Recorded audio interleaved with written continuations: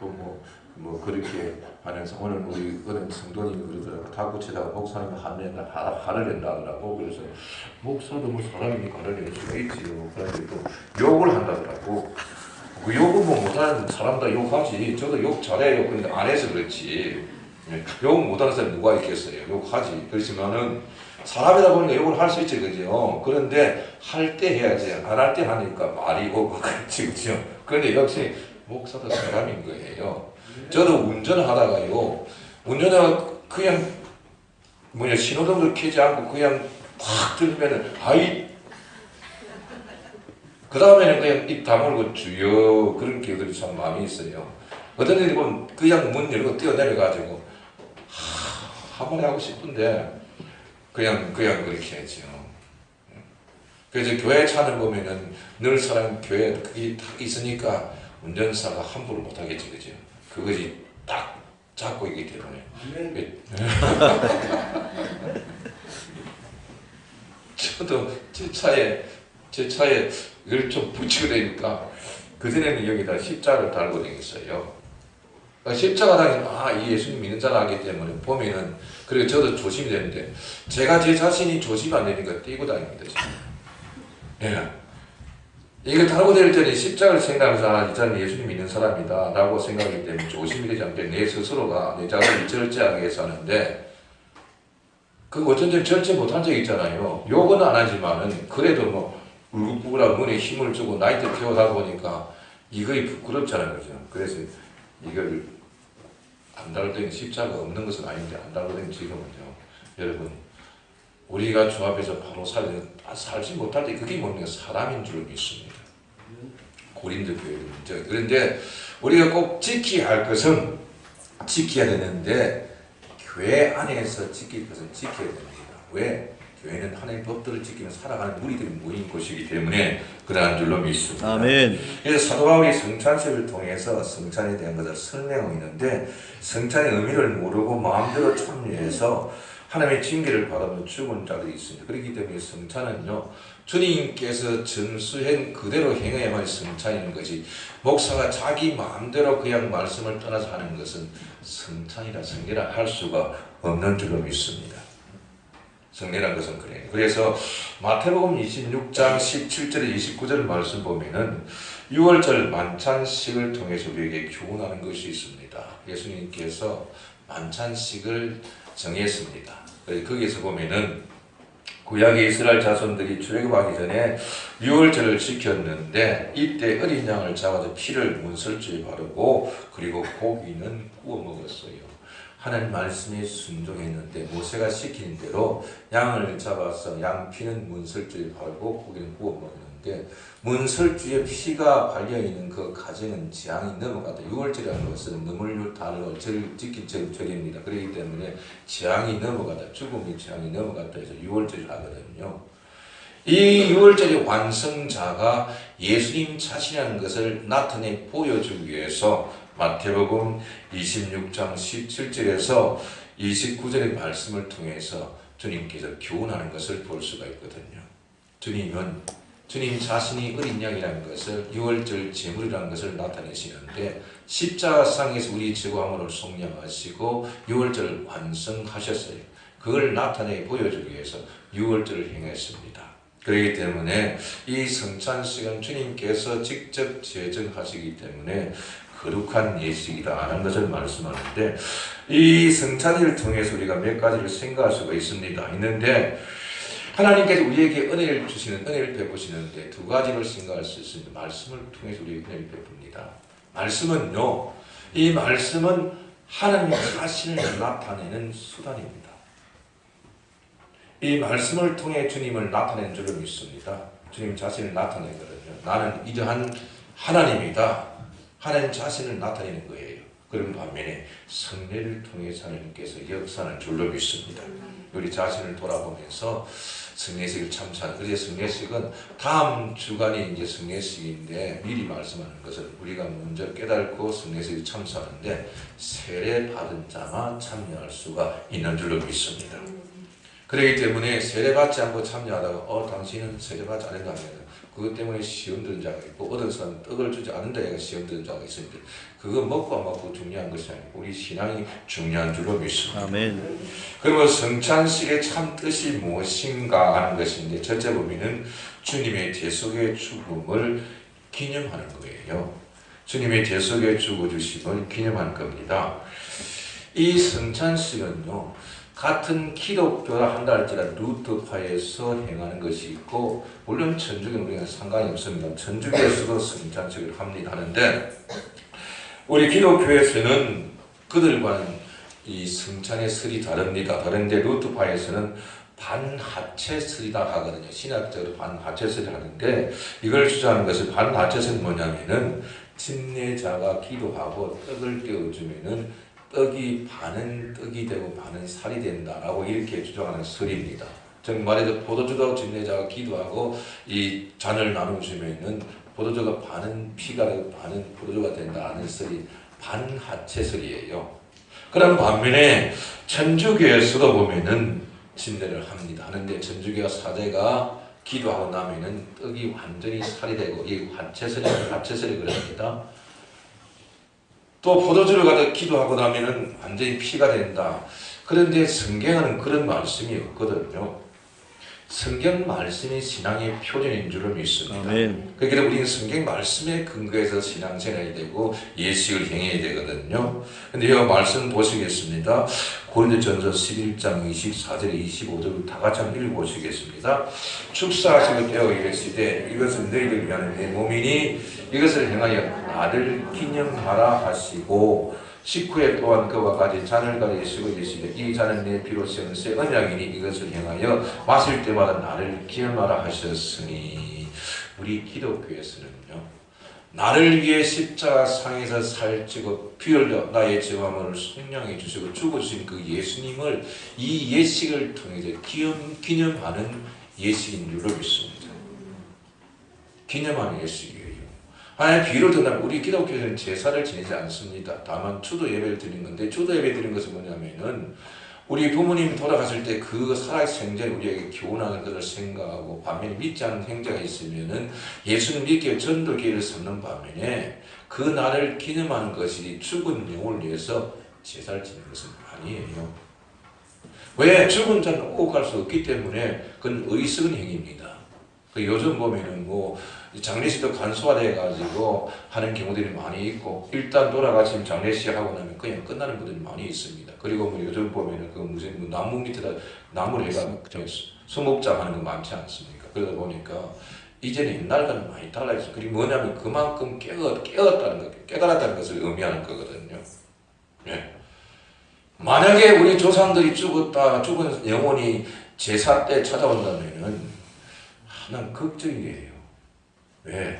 제사 때 1년에 한 번 드시고 가면은 여태까지 굶고 계시다가 한 번에 거의 많이 먹으면 배탈 나까지 갈 수 있겠어요. 그럼 주저앉아 가지 못할 거예요. 그죠?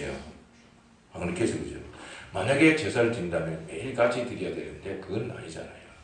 우리는 기념하는데 그 기념과는 다릅니다. 예수님께서 죽어주시고 나를 위해 나의 죄화물을 속량하신 그것을 우리가 다시 한번 생각하면서 잊지 않게, 즉 예수님의 공로, 예수님 은혜를 잊지 않게 하기 위해서 예수님을 기념하는 것이 바로 성례인 줄로 믿습니다. 아멘.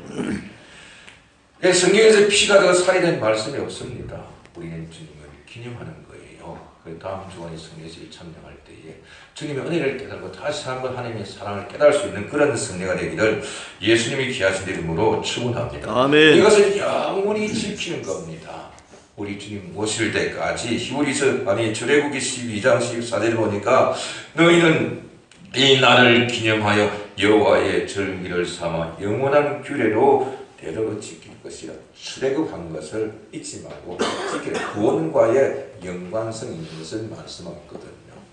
여러분 한번 물어봅시다. 이스라엘 백성들이 애굽에서 출애굽했는데 출애굽할 때 출애굽에서 가능성이 몇 프로나 됩니까? 몇 프로나 돼요? 제로입니다. 그들이 자력으로 애굽에서 출애굽 해방될 수 있는 힘이 전혀 없어. 제로입니다. 그런데 하나님의 은혜로 제거한 줄로 믿습니다. 아멘. 그렇기 때문에 그걸 잊지 말라는 거예요. 우리도 죄와함으로 죽었기 때문에 우리 스스로가 다시 살 수 있는 확률이 몇 프로입니까? 제로입니다. 주님께서 우리 죄와함으로 성량해 주시고 우리를 구원하신 그 은혜는 100% 하나님의 은혜인 줄로 믿습니다. 모든 것이 제로인 상태에서 우리를 구원해 준 거예요. 그래서 여러분 0이라는 숫자는 죽은 숫자 제로입니다. 그런데 0이 살 수 있는 길은 뭡니까? 살아낸 수 하나가 붙으면 살아난 줄로 믿습니다. 아멘. 생명 대신 예수님께서 살아계시기 때문에 모든 그 제로인 우리에게 그 숫자 하나가 붙으니까 우리가 살아나는 생명이 된 줄로 믿습니다. 아멘. 그래서 우리는 주님을 기념하는 거예요. 떡이 살이 될 수가 없습니다. 포도주가 피가 될 수가 없습니다. 이것은 우리 주님께서 우리를 위해서 피 흘리고 살찌고 피는 주님을 기념하는 것을 말씀하고 있습니다. 그리고 두 번째 뭐냐면은 주님의 대속의 죽음을 믿고 고백하는 겁니다. 한번 읽어보시겠습니다. 자, 26절 너희가 이 떡을 먹으며 이 잔을 마실 때마다 주의 죽으심을 원했습니까? 그가 오실 때까지 전하는 것이니라 라고 말씀했거든요. 우리 예수님께서 나의 죄와 허물을 위해 대신해서 살찌고 피 흘려 대신 죽어주심 믿는다는 것을 고백하는 거예요. 나는 예수님 믿고 구원받은 하나님의 자녀입니다 라고 고백하는 겁니다. 사람이 마음으로 믿어 의외로 입으로 신하에 구원에 이른다고 로마서 10장에 말씀하고 있잖아요. 그렇기 때문에 구원은 우리 마음에서 믿어야만이 구원이 성립되는 줄 믿습니다. 아멘. 여러분, 우리 마음속에 있는 것이 겉으로 나오게 되어 있어요. 그렇기 때문에 내가 예수를 구주로 믿을 때 그 믿음이 입으로 고백합니다. 그것이 열매로 나타나는 것을 말씀하고 있거든요. 주님이 대속의 죽음을 믿고 우리는 고백하고 증거하는 것을 말씀하고 있습니다. 나를 위해 죽어 주셨다는 것을 믿는다고 고백하는데 죄인을 대신해서 죄 없인 주님께서 죄값을 치르기 위해서 죽어 주신 것을 우리는 고백하는 거예요. 여러분, 우리는 죄인이기 때문에 아내를 아무리 사랑해도 그 아내를 대신해서 죽어줄 수가 없고 대신해 죽어준다 해도 그 아내의 죄를 내가 없앨 수가 없습니다. 왜? 같은 죄인이기 때문에 그런 거예요. 우리 주님은 죄도 흠도 없는 분입니다. 하나님 자신이 있다고 보시는데 여러분 동정녀의 그 탄생을 우리 이성으로 우리의 경험으로 믿을 수가 있습니까?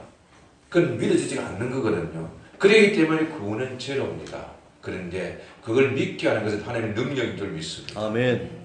그게 믿어지면 전부 다 믿어지는데 인류의 모든 사람들은요 아담의 혈통으로 태어났기 때문에 다 죄를 가지고 태어나서 이 죄인이 죄인을 구원해 줄 수가 없어요. 같은 죄이기 때문에 상대의 죄를 자기가 대신 짊어질 수가 없지 않겠어요.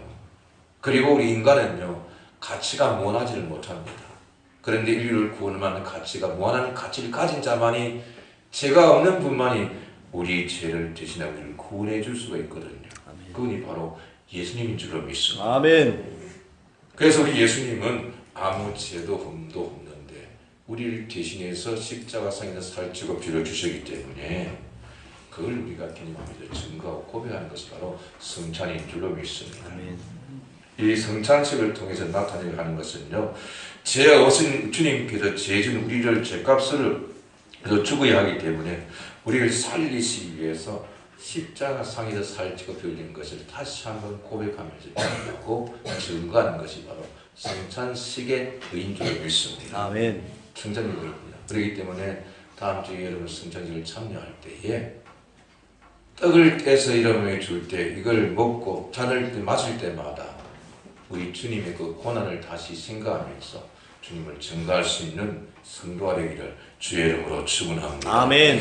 그래 마지막으로 생각할 것이 뭐냐면은 주님의 대속하심을 죽으심과 재림을 전하는 겁니다. 재림을 전하는 거예요. 다시 한번 보십시다.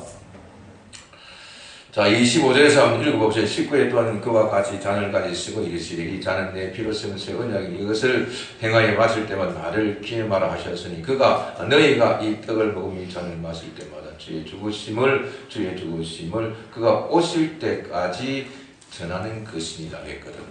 그러니까 우리 주님께는 나를 위해 죽으심과 그리고 주님이 재림을 증거하는 거예요. 예식을 통해서. 자, 사도행전 1장 보면요. 감난산에 예수님께서 하늘나라로 승천을 합니다. 이것을 저희들이 목격하고 있거든요. 그러니까 많은 사람들이 예수님께서 재림하는 그 승천하는 그 모습을 보고 멍하니 쳐다보고 있는 거예요. 그럴 수밖에 없지 않겠어요, 그죠? 예수님을 따라왔는데 산에서 주님께서 들림을 받고 올라가니까 멍하니 쳐다볼 수밖에 없지 않아요. 그때 천사가 하는 말이 천사를 통해서 복음을 증거합니다. 하는 말이 뭡니까? 너희가 본 그대로 예수님께서 다시 오실 것이다 라고 약속을 하셨어요. 아멘. 하나님의 약속은 영원 불변합니다. 그렇기 때문에 우리는 죽은 자 가운데서 3일 만에 부활하신 이 예수님 부활을 증거하는 것이고 예수님의 재림을 증거하는 것인데 승천 이 예식 통해서 증거하는 예수님 줄로 믿습니다. 아멘. 그냥 무의미하게 성전 예식을 하는 것이 아니에요. 우리는 기념서를 믿습니다. 주님의 죽으심을 증거합니다. 그런 반면에 나를 위해 죽으신 것을 고백하는 것하고 그리고 살아난 3일 만에 죽은 자 가운데 3일 만에 부활하신 것을 증거하는 동시에 가실 때 다시 한번 약속하신 그 약속을 믿고 주님의 재림을 증거하는 것이 우리의 사명인 줄로 믿습니다. 아멘. 요한계시록 22장 20절 보면은 마다라라 즉 말해서 이것들을 증언하신 이가 이르시되 내가 진실로 속결이라 하시거늘 아멘 주 예수여 오시옵소서. 아멘 주 예수여 오시옵소서. 이걸 뭡니까 하려 마다라다 그러죠, 그죠? 맞습니까? 네. 마다라다 오시옵소서. 우리 주님 오시라. 사도 요한계시록 제일 마지막에 주님을 사모하는 것을 볼 수 있거든요. 우리나라 목사님 중에서 손정환 목사님 주님 고대가 보면은요, 그 2절에 보면 그래요. 저 하늘 구름만 이상 구름만 떠도 행렬한 내 주님 오시는가 봐. 정말 주님을 사모한 자가 있어. 그렇기 때문에 순교할 수가 있었죠. 순교는 아무나 할 수 없거든요. 하나님께서 허락하시면 할 수 있습니다만은 그 순교한 믿음은 아무나 할 수가 없습니다. 그런데 초대교회 많은 사람들이 순교했는데 늘 항상 주님을 고대하고 사모했는데 그들의 삶은 예수님의 부활을 증거했고 예수님의 재림을 증거했습니다. 우리의 삶도 마찬가지예요. 똑같습니다. 저도 여러분이 이 땅에 사는 동안 사명감을 가지고 예수님의 부활을 증거하고 그리고 예수님의 재림을 증거하면서 우리의 삶의 손에서 형통하고 주님과 동행하는 삶이 되기를 예수님이 귀하신 이름으로 축원합니다. 아멘.